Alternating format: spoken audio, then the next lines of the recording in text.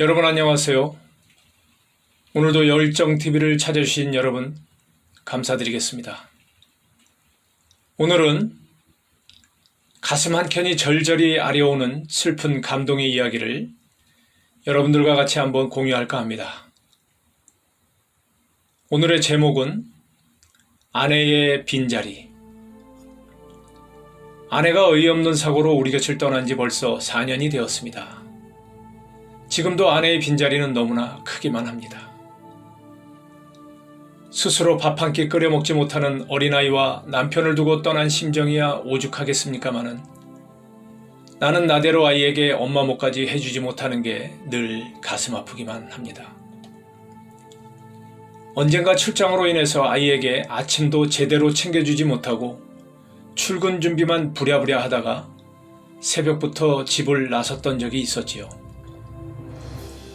전날에 쥐어 먹은 밥이 밥솥에 조금은 남아 있었기에 계란찜을 얼른 데워놓고 아직 잠이 덜 깬 아이에게 대강 설명하고 출장지로 내려갔습니다. 하지만 걱정이 돼서 도무지 일이 손이 잡히지 않았어요.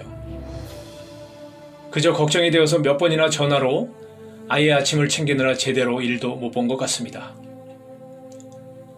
출장을 다녀온 바로 그날 저녁에 집으로 돌아온 나는 아이와 간단한 인사를 한 뒤 너무나 피곤한 몸에 아이의 걱정은 뒤로 한 채 방으로 들어와서 양복 상의를 아무렇게나 벗어던지고 침대 대자로 누웠습니다.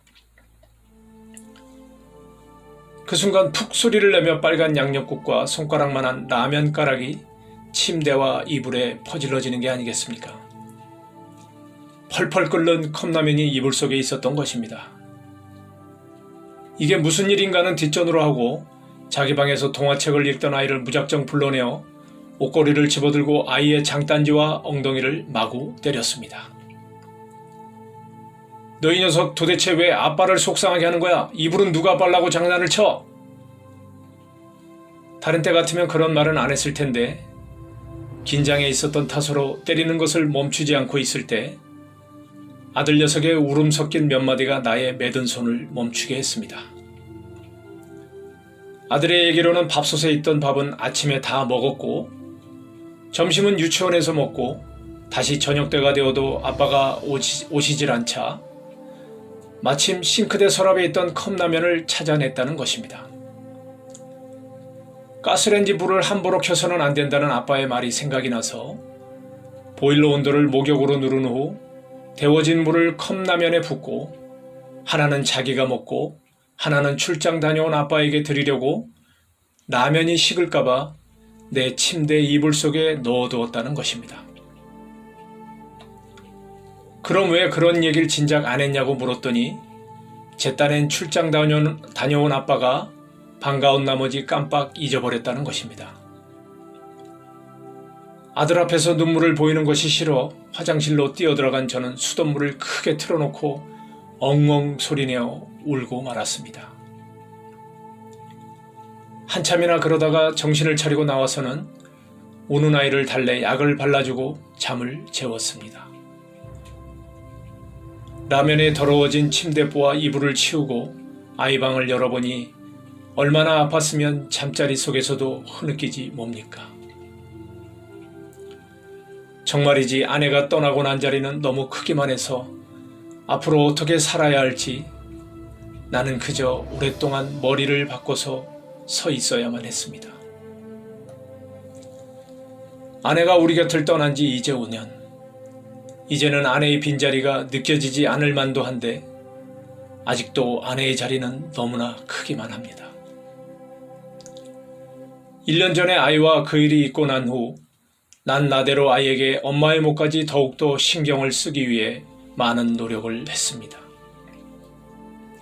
아이도 나의 걱정과는 달리 티없고 맑게 커가는 것 같아서 아이에게 정말로 고맙다는 생각을 했습니다. 아이의 나이 이제 7살. 얼마 후면 유치원을 졸업하고 내년부터는 학교를 갑니다. 그동안 아이에게 또 한 차례 매를 들었습니다. 어느 날 유치원에서 전화가 오더군요.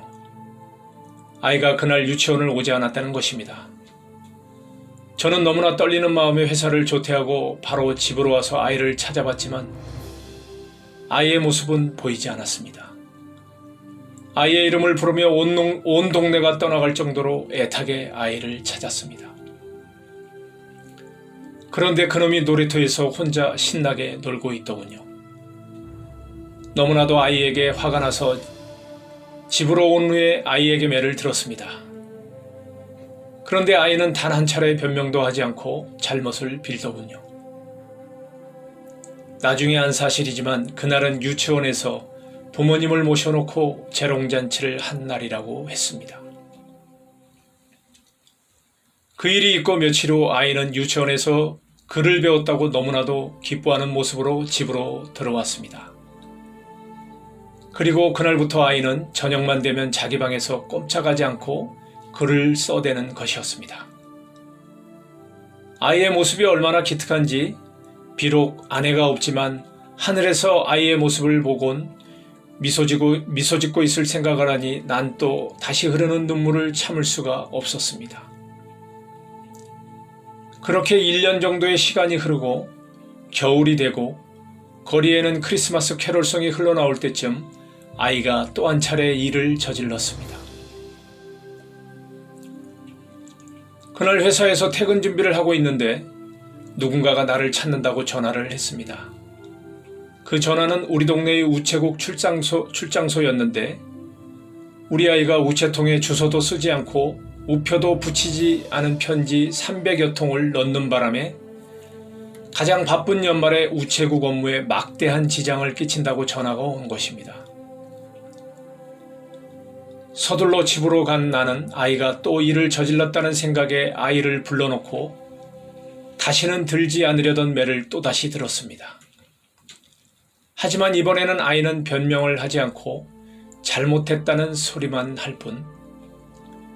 아이가 그렇게 맞는데도 변명을 하지 않자 난 아이를 때리는 것을 그만두고 우체국에 가서 편지를 받아왔습니다. 편지를 가지고 온 후 아이를 불러놓고 도대체 왜 이런 일을 했느냐고 물어봤습니다. 그러자 아이가 울먹이는 목소리로 대답을 하더군요. 엄마에게 편지를 보낸 거라고. 순간 울컥하며 나의 눈시울이 빨개지는 것을 느꼈습니다. 하지만 아이가 바로 앞에 있는 터라 아이에게 티내지 않고 다시 물어보았습니다. 그럼 도대체 왜 이렇게 많은 편지를 한 번에 보냈느냐고. 그러자 아이는 그동안 편지를 계속 써왔는데 우체통에 톡이 높아서 자기의 키가 닿지 않아 써오기만 하다가 요즘 들어 다시 재보니 우체통 입구에 손이 닿길래 여태까지 써왔던 편지를 한꺼번에 다 넣은 것이라 하더군요. 전 아이에게 무슨 말을 해야 할지 그리고 어떻게 말을 해줘야 할지 막막했습니다. 잠시 후 아이에게 난 이렇게 말해 주었습니다. 엄마는 하늘에 계시니까 다음부턴 편지를 쓰고 태워서 하늘로 올려보내라고. 그리고 그 편지들을 가지고 밖으로 나왔습니다. 주머니 속에서 라이터를 꺼내서 그 편지들을 태우기 시작했습니다. 그러다가 문득 아이가 엄마한테 무슨 얘기를 하고 싶었을까 궁금해졌습니다. 그래서 태우던 편지들 중 하나를 들고 읽어보았습니다. 보고 싶은 엄마에게 엄마, 지난주에 우리 유치원에서 재롱잔치를 했어. 근데 난 엄마가 없어서 가지 않았어. 아빠가 엄마 생각날까봐 아빠한테 얘기 안 했어.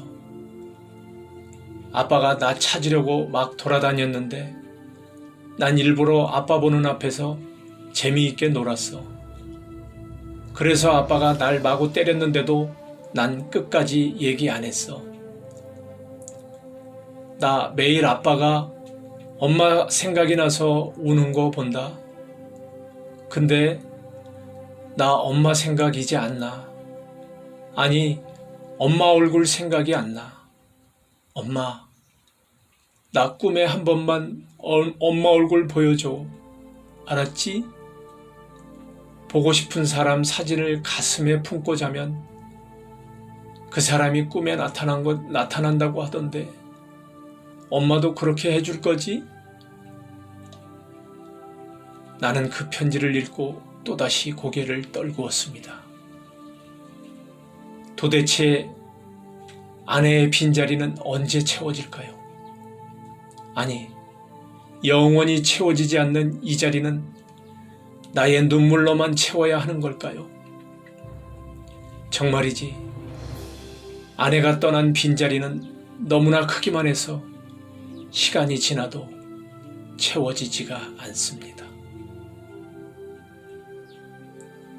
오늘도 긴 글 들어주셔서 감사합니다.